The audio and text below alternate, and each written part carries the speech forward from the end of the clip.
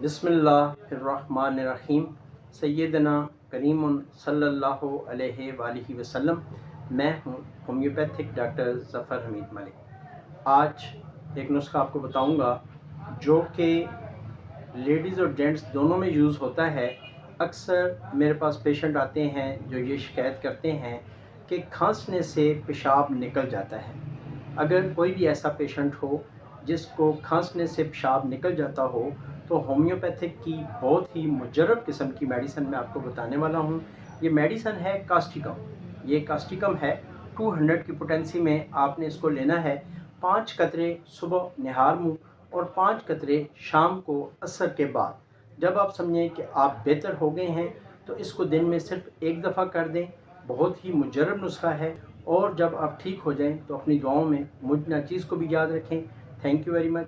अस्सलाम वालेकुम वरहमतुल्लाहि वबरकातुहू।